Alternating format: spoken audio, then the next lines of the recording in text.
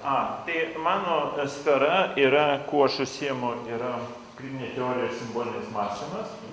Ten pasirodo, žinoma, ir vaizduotės ir kultūros kartais, o kartais ir politikos, ir kartais ezoterizmo. Ir šiandien mes kalbėsime apie autoritarizmą, kaip jis pasirodo ezoterinėje šviesoje, arba kaip ezoterizmas interpretuoja, ar ezoterizmo plotmėje galima interpretuoti autoritarizmą. Ir kadangi jau matote čia visokiausių formulių, tai aš pabandysiu paaiškinti, kam jų reikia. Ir koks čia ryšys su kritinė teorija, aš nepulsiu dabar atsakinėti, nes čia užimta labai daug laiko. Tai dabar aš tiesiog noriu pristatyti tokį dalyką, kad Lietuvoje ilgą laiką jau čia nuo Algirdo Juliaus Greimo ir dar anksčiau paplito mitologijos studijos. Ir mitologijos studijos buvo legalizuotos ir legitimuotos visose universitetuose, tai buvo savaime suprantama. Ir semiotika labai greitai prisitaikė prie štai mitologijos studijų, ir Greimas čia neatsitiktinai paminėtas, Klodas Levi-Straussas. Ir štai atsirado ištisa mitotyros, sakykime, istorija ir mitotyros kompendiumai. Kitas dalykas, kito tipo tyrinėjimai, kurie būtų susijęs su okultinė literatūra arba ezoterinė literatūra, ilgą laiką jie buvo atidėti į šoną ir nebuvo aišku, kaip metodologiškai tą dalyką žiūrėti. Ir kadangi ezoterizmo studijos iš karto buvo suprastos kaip pavojingos, ir sakyčiau, nebuvo prigijusios. Šiais metais šiaip Lietuva jau kažkokia prasme yra inicijuota į ezoterizmo studijų europinį ir pasaulinį kontekstą, kadangi yra ezoterizmo studijų asociacijos, universitetai ir atitinkamai ten visai be metodologijų. Ir štai pirmas dalykas, kurį jeigu jūs ten bent kiek pasigilintumėte, aptiktumėte, kad tai, kada vyksta ezoterizmo studijos, pavyzdžiui, studijuojamas okultizmas, okultinė literatūra, dažniausiai nesiremiama tais autoriais, kurie analizuoja mitus. Tai yra, vadinasi, ta metodologija, apie kurią dažnai kalbame Greimas, Norbertas Vilius, Renė Žiraras ir kiti, staiga nėra tiesiog perkeliama į okultinės literatūros analizę, nors galėtumėme pamanyti, kad ten veikia irgi panašus turėtų bent jau veikti ir struktūriniai, ir funkciniai principai. Ir šitos dalykus kažkaip galėtumėme tyrinėti. Tai pirmas dalykas. Antras dalykas, ezoterizmas, ypač sumaišęs su literatūra ir filosofija, šiandien daro grandiozinę įtaką politikai, tiesioginė ta žodžio prasme politikai, ir galbūt mažiau politiniai teorijai. Nors, pavyzdžiui, tokie kaip Lietuvoje populiarus Karlas Šmitas, jisai irgi nagrinėja ir politinę teologiją ir grindžia politinę teologiją savo gnostiniais mąstymais, nors tos gnostinius mąstymus dažniausiai pas mus Lietuvoje praleidžia, manant, kad tai okultiniai Šmito nukrypimai neturi jokios reikšmės, nors mano matymu kaip tik jie ir turi pačią didžiausią reikšmę. Kitaip tariant, svarbiausia ir nėra nagrinėjama. Tai dabar tų požiūrių, kaip galima būtų nagrinėti okultizmą, yra labai įvairių. Aš vadovaujuosi, kaip matote, čia yra aibių teorija.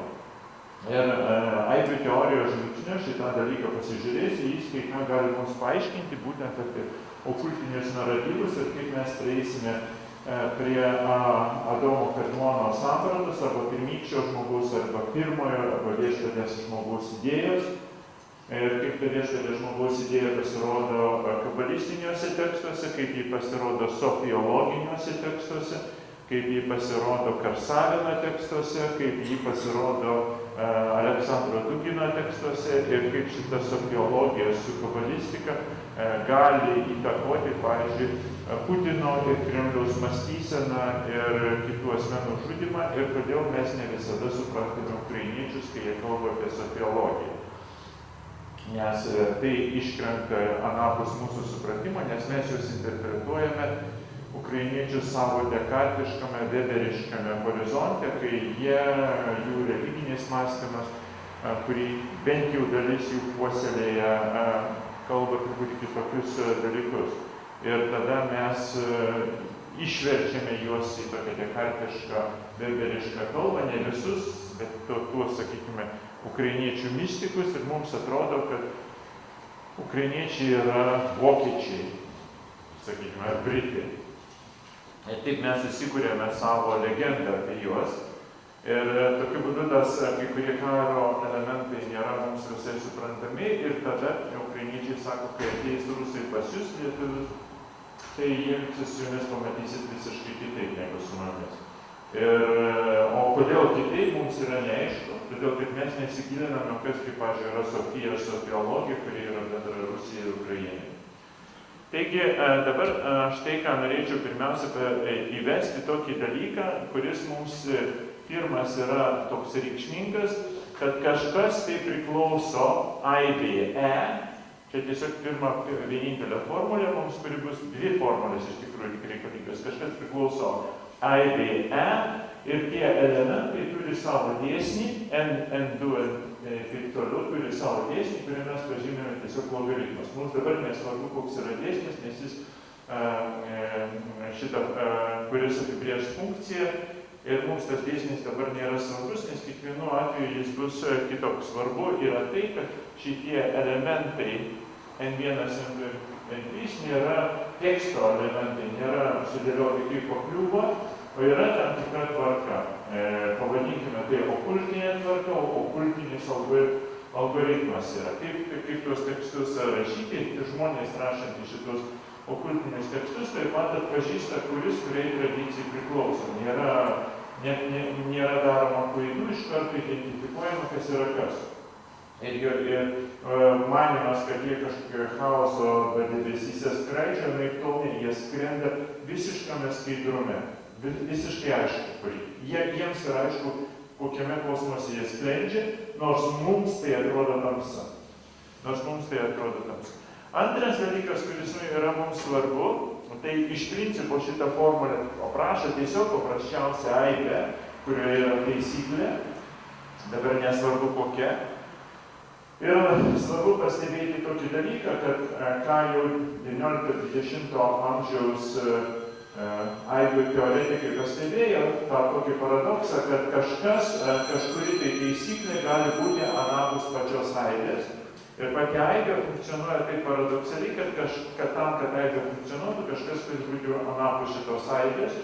Ir šitą anapus ir šiapus aibės vaidmenį priima autoritarinė asmenybė. Tai yra toks suverenas, kuris viena vertus pasiskelbia, kad yra aibė, o kita vertus jis paskelbia, kad jis nėra aibė. O kur?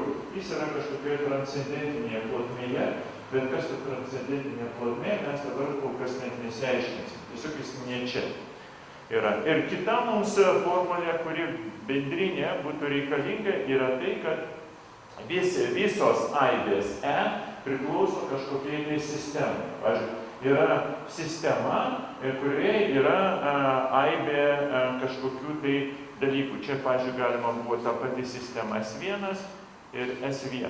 Yra S1 sistema, pavyzdžiui, religinė kažkokia tai filosofija, okultinė, tiksliau bus okultinė filosofija, ir joje, pavyzdžiui, šitoje sistemoje pasirodo visos judėjiškos kabalos. Visos judėjiškos kabalos. O kokių tų judėjiškų kabalų yra?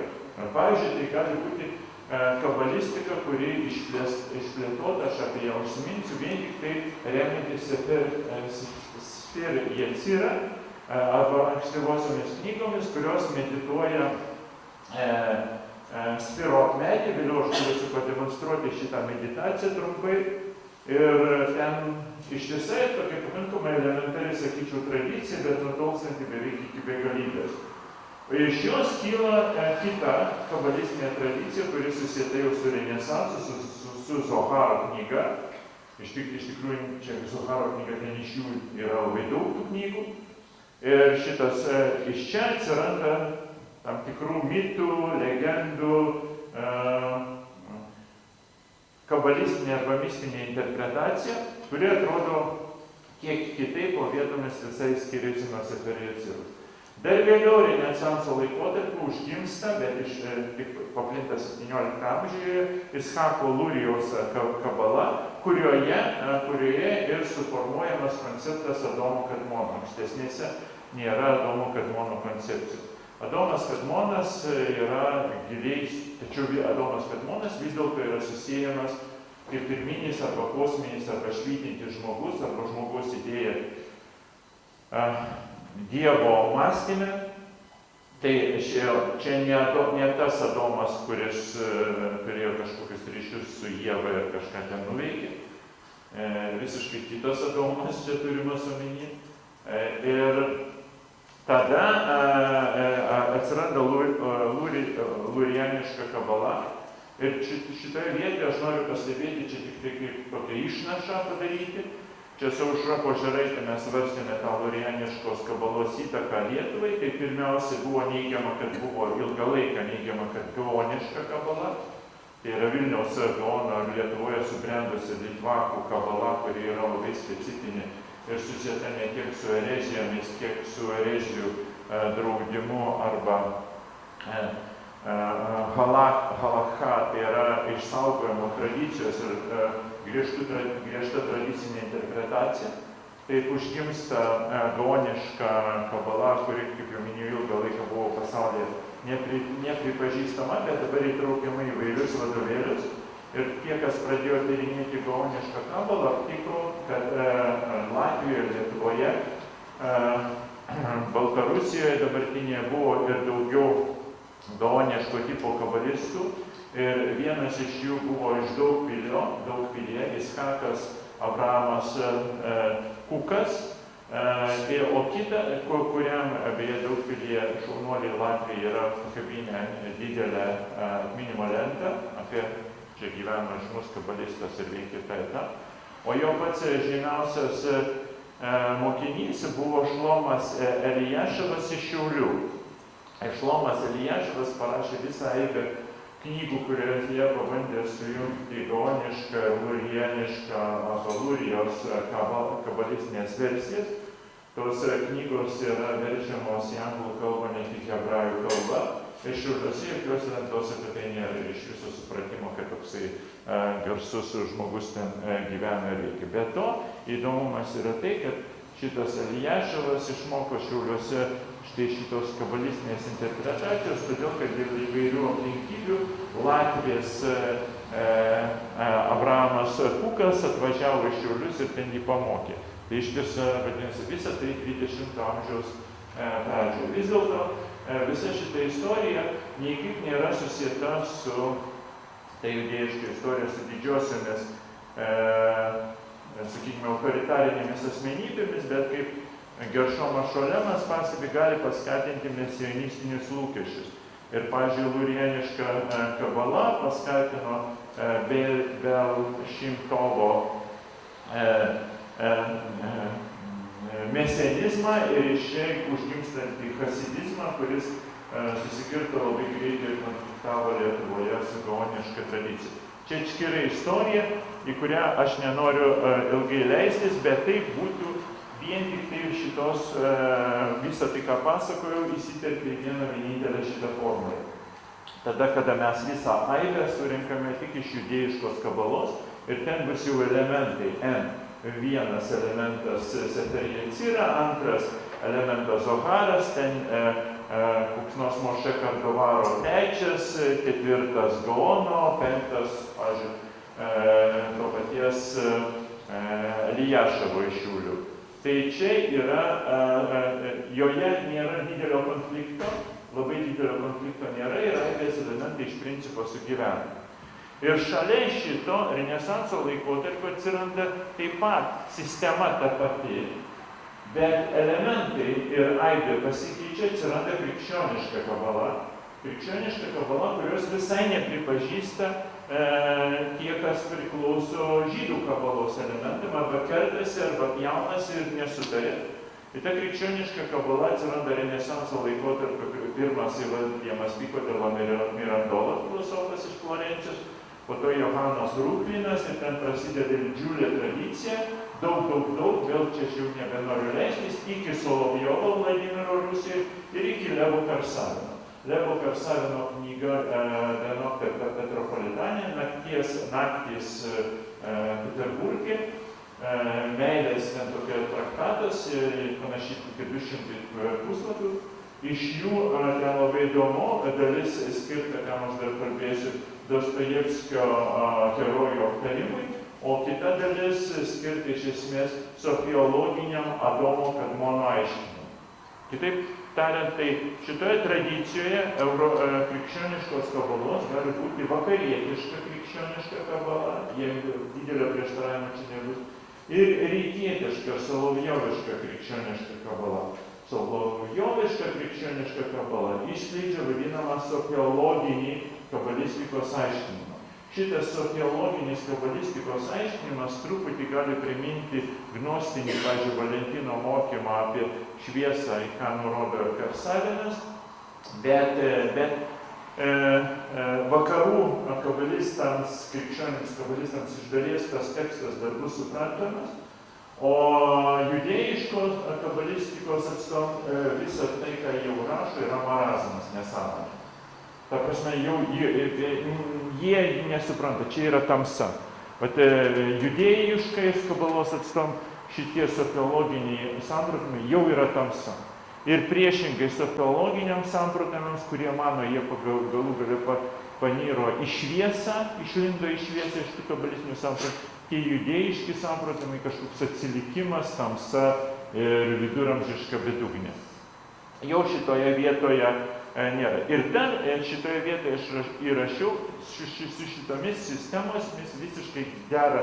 Pavyzdžiui, galėtų būti S kažkokia sistema susieta su vien tik tai gnostiniais elementais, arba S ta pati religinė sistema, bet susieta su neoplatoniškais elementais. Ir Karsavino atveju, pavyzdžiui, mes matome, kaip jisai viename tekste kalba apie Adomą Kadmoną, knyga Noktes Petropolitane, o kitose, pavyzdžiui, knygose jis kalba vien tik tai apie Nikolajaus Kuziečio knygas ir jo sampratavimus apie vadinamąją negatyvią dialektiką, bet kadangi mes matome, kad jis kalba apie vieną ar kitą dalyką, pastebėsime, kad, tarkime, Ischako Lurijaus susitraukimo, viešpatės susitraukimo idėja, Cimcu, yra visiškai sutampa ir panašiai su Nikolajaus Kuziečio ir Giordano Bruno ir to paties Karsavino aiškinimu apie tai, kad pats Dievas kontrakcijo gali susitraukti. Tai vadinasi, ir neoplatoniškoje tradicijoje yra viešpatės susitraukimo ir kai susitraukia, ten atsiranda tuštuma, kur gali būti blogis. Ir kabalistinėje tradicijoje gali susitraukti viešpats ir tada iškyla šito blogio problema ir kaip šitas blogis galėtų būti pašalintas. Arba kita tema, kaip viešpaties palikti žemėje spinduliai galėtų būti surinkti ir kaip mums atpažinti savus tarp žmonių ir priešus tarp žmonių, kurie yra purvini, o kurie yra šviesos nešėjai. Ir paradoksaliai gali būti įvardintas, kad paskutinis alkoholikas gulintis gatvėje gali būti šviesos nešėjas, nes jis turi kažkokią tai žvilgsnį ir žodį, o kitas labiausiai išsilavinęs, edukuotas profesorius, nes šitas tai jau tikrai bus didysis priešas. Ir tada mums atrodo, kad kaip jie juos atskiria, kad lyg tai turėtų būti neaišku, bet jų kiekvienoje sistemoje yra labai aišku, kodėl šitas gulintis yra savas, kuris vos pašneka, o tas, kurį mes norėtume dekartišką apšviestoje proto, šitas jau visiškas priešas. Ir jį reikia sunaikinti. Ir jų šitas supratimas. Tačiau atsiranda S1 grupė, kur jie tarpusavyje, netgi besimušdami, gali vienas kitą tekstą skaityti. Bet, pavyzdžiui, tada atsiranda kito tipo tekstai, tarkime, marksistai. Ir jau būtų S2 ir ten tada pasirodytų vakarų marksizmas, leninizmas ir kita. Vakar apie tai truputį Laurynas bandė mums kalbėti. Tai čia viena grupė kitos grupės tekstų gali ne tik nebeskaityti, bet nebesuprasti ir jiems būtų neaišku. Ir galų gale gali kur nors pasirodyti dar viena grupė, kažkokios tai grupės.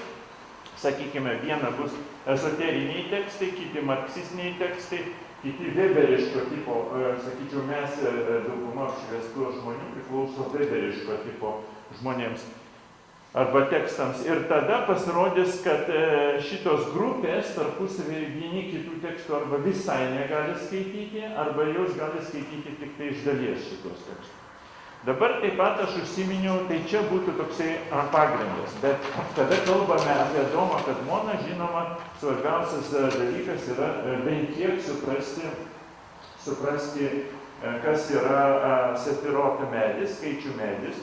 Atsiprašau, kai kurie iš jūsų turbūt net gali, kad mintinai tikiuosi žinoti, bet tiems, kuriems atrodo tai vis dėlto migla, aš bent truputį paaiškinsiu. Tai vadinasi, virš viso ko nepažymėjau yra Ensof, Dievas. Ensof, Dievas, kuris yra tamsa ir kuris nežinia kas, kuris mums nepasiekiamas, nepraeinamas, jo absoliuti transcendencija. Ir jis susitraukė, čia pagal Lūriją jau pasakoju, susitraukdamas, Cimcum, pabandė sukurti, užleisti vietą pasauliui, pats susitraukdamas kaip kenozė. Ir toje vietoje, kurį susitraukė, turėjo atsirasti kitas šviesos pasaulis, kuris mylėtų ir pažintų viešpatį. Tačiau susitraukiant įvyko čia pagal Lūriją didžioji kosminė drama, kad indai, per kuriuos skleidėsi viešpats, neišlaikė viešpatės šviesos spaudimo ir sprogo. Ir tada šviesos viešpatės kibirkštys įsibarstė visame pasaulyje, bet viešpats nenuliūdo ir sukūrė tada sefirot, kuris iš principo yra pirmosios štai šitos 3 figūros. Pirmiausia, netgi 4 kartais įvardinu. Čia ir yra Adomas Kadmonas. Nors kita vertus, Adomas Kadmonas kitur gali būti įvardyjamas visur. Kasgi yra pirmiausia Adomas Kadmonas? Keter tai yra tiesiog karūna virš viso ko. Keter siejasi su Malkut, kuri yra karalystė. Karalius karalystė. Karalystė, jeigu karalis gali būti įvardymas kaip vyriškas pradas, taip karalystė kaip Šechina moteriškas pradas. Bet iš principo visa dešinė pusė labiau vyriška, kairė pusė moteriška, tai kiekvienas iš mūsų turi savyje visą sefirot, todėl vyriška ir moteriška pravda. Tai tada chochma atitinkamai yra išmintis, bin tai yra tos išminties sprendimai arba proto sprendimai, binach galima versti kaip protas, ir dar tada pažinimas. Vėlgi matote tam tikrą dialektiką, kad išsidėk išmintį kartu su protu arba proto sprendimais ir tada gausi pažinimą. Ir tai manoma, kad tai yra tobula grupė, arba tobulas pažinimas, arba tobulas Adomas Kadmonas. Jis yra grinoji išmintis ir grinoji šviesa ir nieko kito jame nėra netobulo. Žemiau yra vadinamoji netobuloji grupė. Tai yra mums tai skirta. Šitas jau paaiškinimas, ko mums trūksta, tai tada bus atitinkamai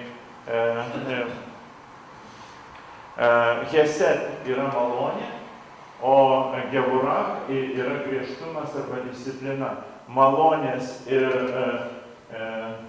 disciplinos jungtis gyvenime, kad reikia sutikti ir malonė. Ir vaikus auklėjame pagal Hesed ir Gevurah principus, vadinasi, jiem teiki malonė ir kartu lūpisi diržu.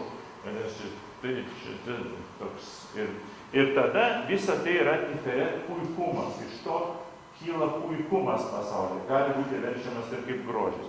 Ir šitas puikumas savo ruožtu pasirodo kaip per Netzach. Netzach tai yra per amžinybę arba pergalę ir per Hod, per šlovę.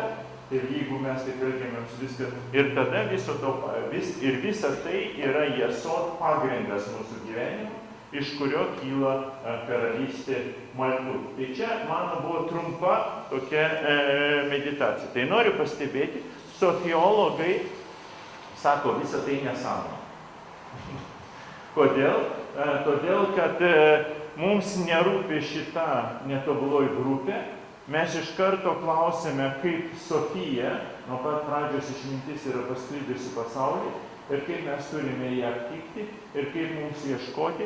Ir mums štai šitos mandrios dialektikos, jie vadina vis dėlto tai dialektika, bet dialektika ne kaip neigimo principas, ne kontradikcijo, remiasi ne prieštaravimo principu, o papildomumo principu, panašiai kaip Hesed papildo Gevora. Malonė ir griežtumas tai nėra prieštaravimas, tai yra papildymas. Šiuo atveju spirot remiasi papildymo, papildomumo dialektika, o ne atmetimo ir paneigimo dialektika.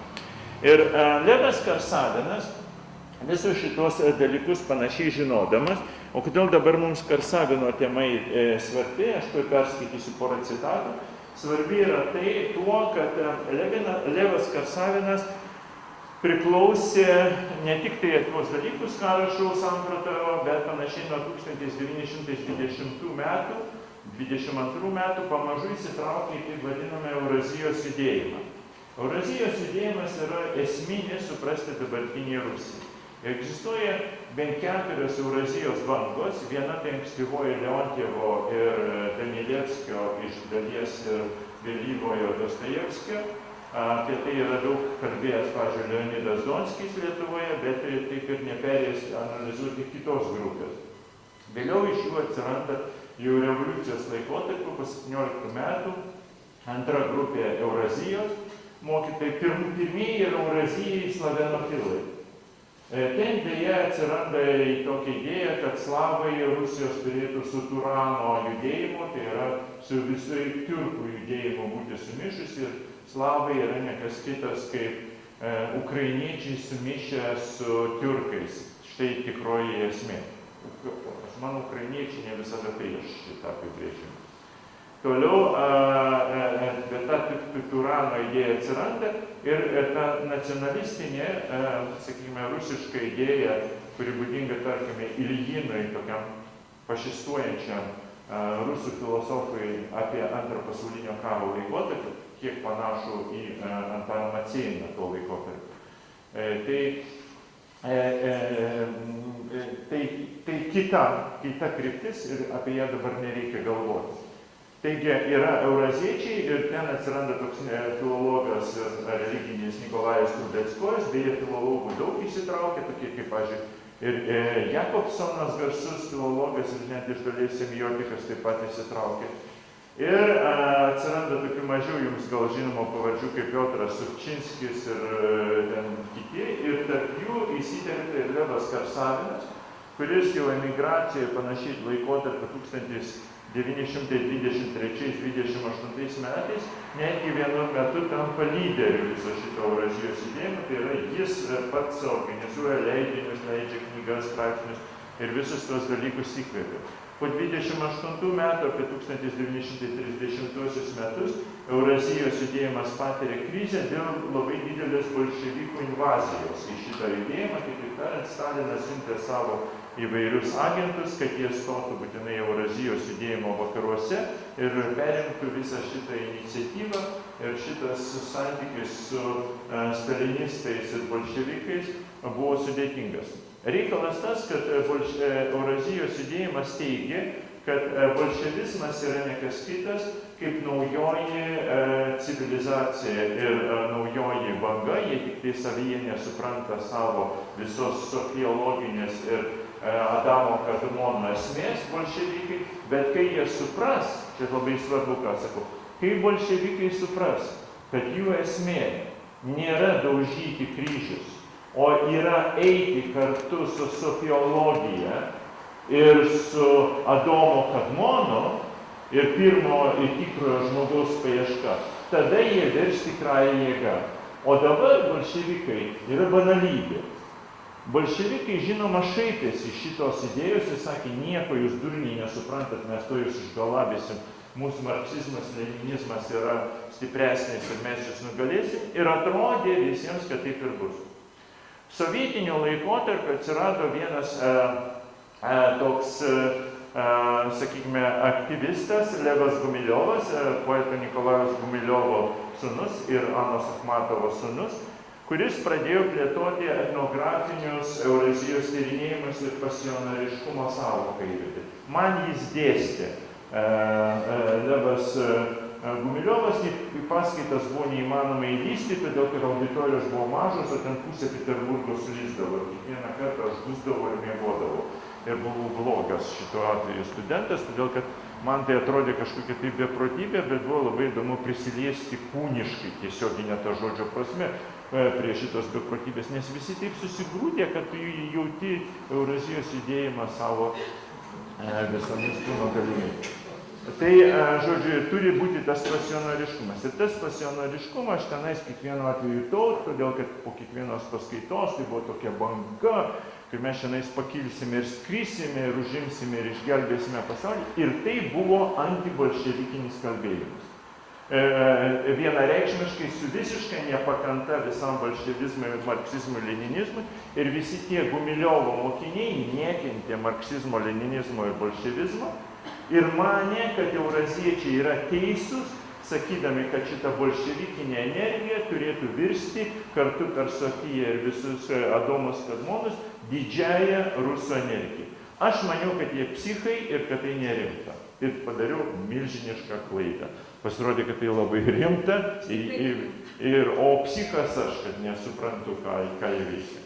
Na gerai, tai tada vėliau pasirodo tokia akademinis kurį laiką euraziečių judėjimas, pavyzdžiui, Porūžai, toks, aš jį pažinojau daug kartų su ir diskutavau, bet nėra ką tenais daug svarstyti, todėl kad tai yra toksai, sakykime, akademikai, kurie surenka visą literatūrą ir paaiškina, kas ten parašyta. Ten nebuvo jokio politinio įkvėpimo, bet Porūžajaus grupė žmonių įkvėpė kitą, Duginą. O Duginas Aleksandras jau atsivedė su savimi pulkus naujų kitokių filosofų, kurie yra ir euraziečiai, ir bando derinti tai su bolševizmu ir truputį įskiepyti nacionalizmą. Tai vadinasi, jeigu anksčiau to gryno rusiško nacionalizmo ten beveik nebuvo, tai šiuo atveju pasirodo šitas nacionalizmas. Dabar aš norėčiau jums įvardinti, perskaityti vieną citatą, porą citatų iš Karsavino ir paaiškinti, kaip surenkamos viešpaties kibirkštys, kad jūs suprastumėt. Tuoj, sekundė, pas mane čia viskas yra užsidarę, aš turiu atsidaryti, tikiuosi, kad čia mano kompiuteris nenumirė per tą laiką. Tuoj. Būna ir taip.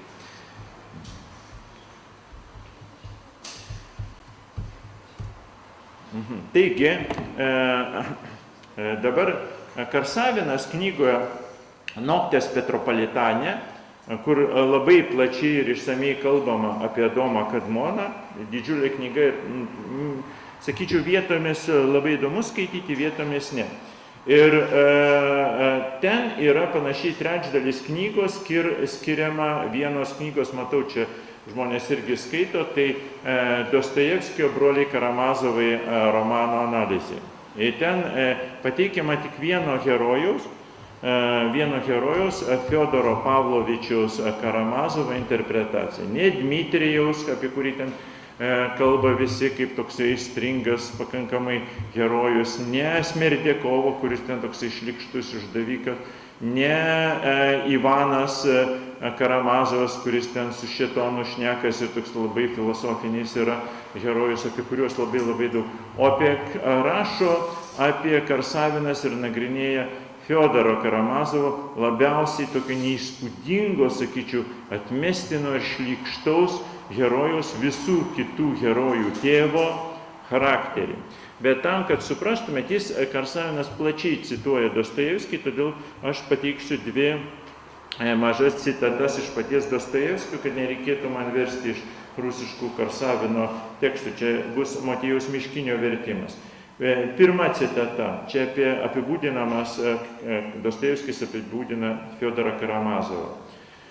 Citata. Be ilgų ir mėsingų maišelių po mažomis akutėmis, visada tokiamis įžuliomis, įtariomis ir pašaipiomis, be daugybės gilių raukšlelių mažučiame, bet riebiame veide, Po smailiu smakru dar kabojo didelis Adomo obuolys, mėsingas ir pailgas, nelyginant kapšas, kuris teikė jam kažkokią šlykščiai gašlę išvaizdą. Dar pridėkite prie to ilgą geidulingą burną su putniomis lūpomis, už kurių buvo matyti menki juodų, beveik sutrūnijusių dantų likučiai. Pradėdamas kalbėti, jis kiekvieną kartą taškydavosi seilėmis. Beje, ir pats mėgo pasijuokti iš savo veido, nors rodos visada buvo juo patenkintas. Ypač mėgo rodyti savo nosį, nelabai didelę, bet labai ploną, su smarkiai išsišovusią kuprelę. Tikra romėniška, sakydavo jis, draugė su Adomo obuoliu, tikra senosios Romos dekadanso meto patricijos fizionomija. Tai šitas veikėjas, atrodantis šitaip, buvo ir alkoholikas, ir gašlūnas, ir kabindavosi prie įvairių mergų, ir jam labai sekėsi, pagal Dostojevskio legendą, prie kurios tik tai prikimba, visos eina su juo. Tai yra, jis yra šlykštus, purvinas, smirdintis, neišvaizdus, žodžiu, baisa pabaisa ir senas, bet visos moterys žygiuoja pagal legendą ir nori jo. Ir tada Dostojevskis paaiškina, čia Dostojevskis.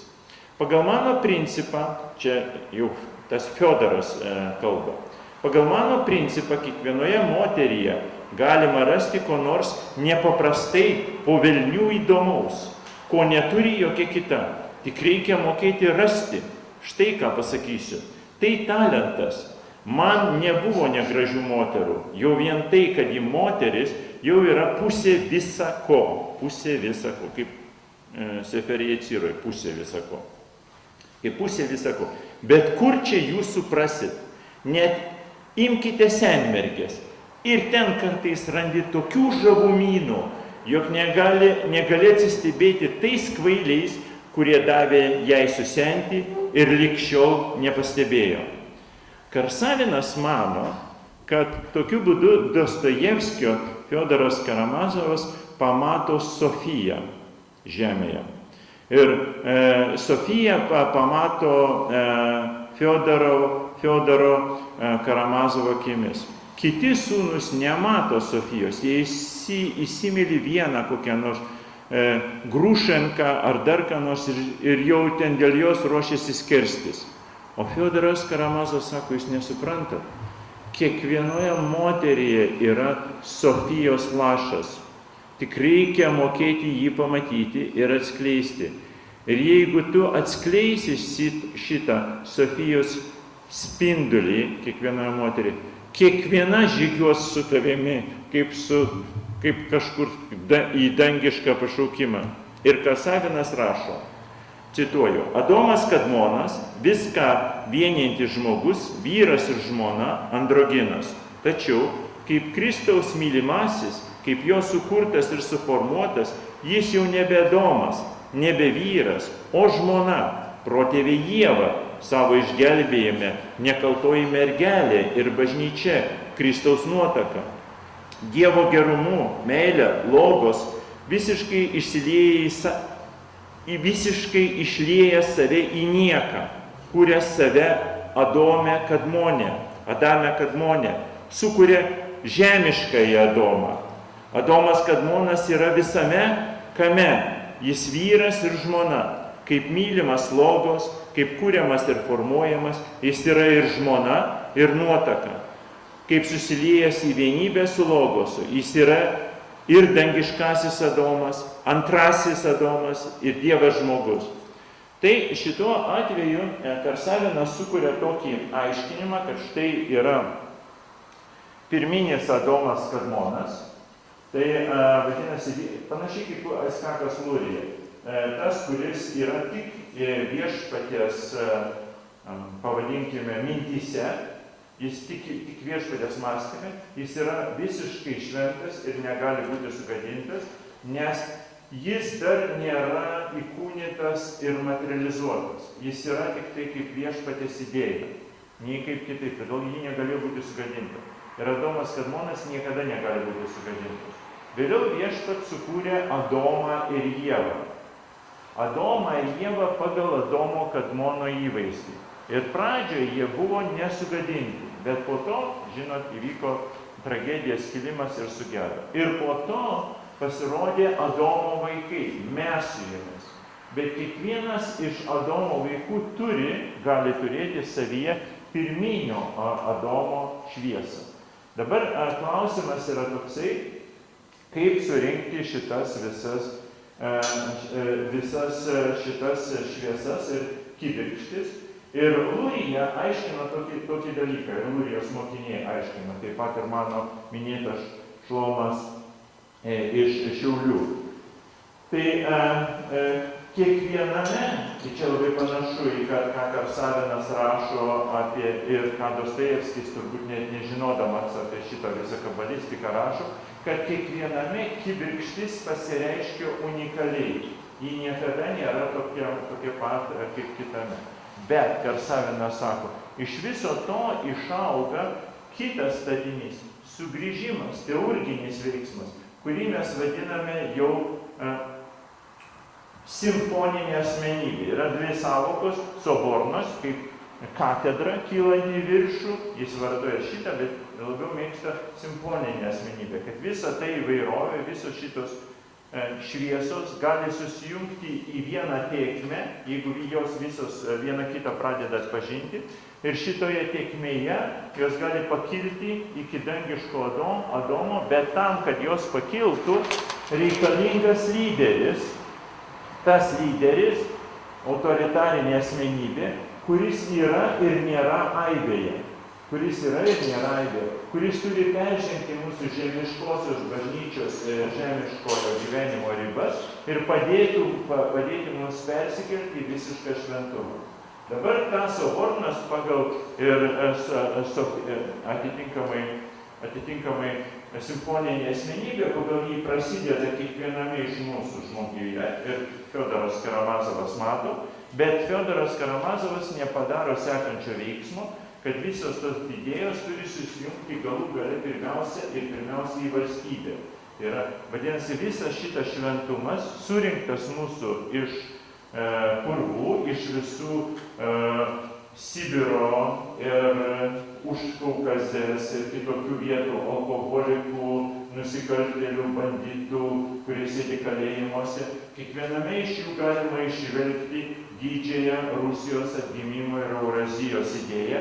Kiekvienas iš jų turi savyje šitą krislą, tik reikia nuvažiuoti kaip Prigožino amžinatilsį jau, ten jam ir vieta, nuvažiuoti į kalėjimą ir pažvelgti banditams į akis. Ir kaip panašiai kaip Fiodoras Karamazovas, kuris pažvelgia moteriai į akis ir supranta jos unikalumą, net ir tos, kuri niekam niekada nebuvo reikalinga, taip ir Prigožinas ir panašus nuvažiavę į kalėjimą, pažiūri kriminalinius nusikaltėlius ir pamato jų akyse Rusijos idėją, kuri niekam niekada nebuvo reikalinga, bet reikėjo šitos žmonės pažadinti didžiajam veiksmui. Ir šitas pažadinimas turi būtinai jau sujungti į vieningą valstybę ir vieningą bažnyčią. Tai čia vėl grįžtame prie to kaltinimo, kad buvo, kurį jau minėjau, kurie euraziečiai nuolat sakė bolševikams, kad jūs būtumėte labai stipri ideologija, tuo atveju, jeigu jūs dar priimtumėte Dievą ir mūsų mistinę vienovę, religinę vienovę. Dievas religinė vienovė su jūsų bolševikiniu entuziazmu, naujo pasaulio kūrimo leistų mums užkariauti ir nukariauti visus aplinkui ir prijungti prie visus mums reikalingus asmenys ir tautas. Dabar pradžioje aš minėjau tokį dalyką, kad ukrainiečiai irgi turi Sofijos idėją. Ir ne tik ukrainiečiai, tai tą pačią idėją turi ir serbai, ir bulgarai. Tai yra, vadinasi, tas tikėjimas ir tas galvojimas, kuris paplinta iš esmės tik tai skirtingais keliais ir skirtingomis trajektorijomis, nuo Bizantijos, Bulgarijos, Kijevo iki Maskvos nukeliauja. Per šitą laiką ta sofiologijos idėja arba Sofijos idėja ganėtinai pakito, bet neatsitiktinai visuose šituose kraštuose rasite arba sostinę Sofiją, arba Sofijos katedrą kaip ir Kijeve, arba apskritai tekstus, ukrainiečių tekstus apie sofiologiją ir ką reiškia būti Sofijos kelyje. Todėl tai yra karas ne šiaip tarp vienas kito, pavyzdžiui, religinis konfliktas tarp vienos stačiatikių bažnyčios ir kitos stačiatikių bažnyčios, arba mistikų susidūrimas vienoje ir kitoje pusėje, tai vis dėlto yra karas viduje tam tikros vienos formulės. Vadinasi, kai kurie ukrainiečiai yra šitoje formulėje žinomi, bet kai kurie nėra šitoje formulėje. Vieni jie jau yra, pavadinkime, weberiško, dekartiško tipo žmonės, o kiti yra sofiologiško tipo žmonės, kurie, jeigu jūs prisiminsite, dar iki šito karo su Rusija, ten vyko nuolatinės muštynės dėl bažnyčių. Ukrainoje vadinasi Ukrainos bažnyčios, autokefalinės, kurie norėjo uniatų, graikų katalikų bažnyčios ir Maskvos stačiatikių bažnyčios atstovai nuolat lūkdavosi prie durų bažnyčių, kuriem priklauso, kurie ir bandydavo užgrobti vieni kitų teritoriją. Ir ten nuolat kaltino visos pusės vieni kitus, kad štai yra erezija. Bet, kaip žinote, kad mušasi artimieji, vadinasi, myli vienas kitą. Tai čia iš tos istorijos, kad jie viena vertus atpažįsta save, vienas kitame ir gali netgi pakankamai lengvai migruoti iš vienos grupės į kitos grupę, nes iš esmės ten skirtumai yra tik tai mažose detalėse ir labai didelių šitoje vietoje skirtumų nėra. Kai mes sakome, kodėl ukrainiečiai atsiskyrė stačiatikių bažnyčią ir išsireikalavo iš Konstantinopolio tos savo autokefalinio arba autonomijos teisių, Lietuvos beje stačiatikių bažnyčia nėra atsiskyrusi nuo visiškai Maskvos bažnyčios, turi tokią sutartą politinę autonomiją, bet ne religinę autonomiją. Ir visoje šitoje istorijoje tas atsiskyrimas buvo ne šiaip. Atsiskyrimas buvo pagal tą dalyką, kad jūs ne taip suprantate mūsų Sofijos idėją. Rusai ne taip suprantat mūsų Kijevo Sofijos idėją. O Rusijai sako, jūs ne taip suprantat mūsų Sofijos idėją. Bet kokiu atveju ir vienu ir kitu atveju šita Sofija yra surenkama kaip krislai išbarstyti žemę, kuriuos dar turi atrasti ir pamatyti. Tik tai Kijeve šita Sofijos idėja niekaip nėra siejama su Eurazija. Tai vadinasi, tu Kijeve gali pamatyti ukrainietį arba dar kartais jie galėtų pamatyti tikrą rusėną, nes jie yra Rusija. O Maskva yra Maskavija. Ir ten netikra Sofija yra. Ten purvina, ten sumaišyta su tiurkų idėja, su užkrėsta tiurkiškomis vizijomis. Ir todėl ta Sofija maskvietiška turi būti išvalyta. O jau šitų maskviečių požiūrių žinoma, kad Kijevo Sofija yra eurazietiška. Ji turėtų priklausyti rusų turanų sąjungai. Bet ji užkrėsta lotyniškais dalykais arba romėniškais dalykais. Taigi klausimas yra apie švarumą. Tai švarumą, kuris pateisina valymo veiksmus. Švarumas, kuris pateisina valymo veiksmus ir tas apsivalymas yra viešpaties amžinybė. Todėl tam apsivalymui be abejonės turi vadovauti kažkuri tai valstybė ir toje valstybėje būtinai turi atsirasti tas įkūnytas vadovas, kuris štai šitą visą dalyką iškels į pirmą vietą, ta autoritarinė asmenybė. Ir ta autoritarinė asmenybė šiuo atveju nėra paranojiška asmenybė. Šita autoritarinė asmenybė, tai, sakykime, psichoanalitikų požiūrių bus paranojiška ar pilna problema. Bet jos pačios požiūrių, tos autoritarinės asmenybės, jis yra šviesus kaip angelas. Ir skaidrus ir suprantamas. Tai tik purvinį nesuprantat. Skambina Makronas Putinui. Purvinas kažkoks Makronas skambina šviesiam Putinui. Tai ką gali padaryti Putinas arba Trumpui? pabandyti duoti jiems viltį, suteikti viltį, chesed suteikti viltį, kad aš tau pasakysiu, kaip atrodo iš tikrųjų. Bet vargiai ar tu prabusi po šito mano tau pasakymo. Ir po to kiekvieną kartą būtų sakant, iš tai ir vėl pašnekėjau. Ir vėl neprabudo jie. Nu ką dabar darysiu su jais?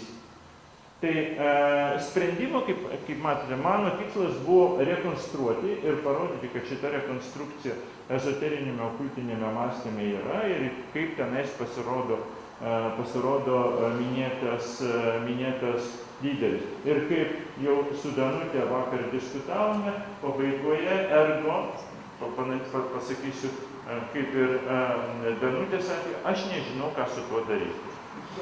Bet tokio analizų. Neturiu jokio supratimo, kaip tą klausimą galima būtų išspręsti. Visi sprendimai yra labai eskatologiški, todėl nenoriu apie tai kalbėti. Ačiū.